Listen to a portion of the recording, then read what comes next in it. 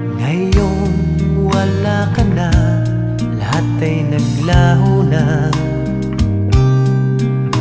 Buhat ng mawalay, nawalan na ng pag-asa.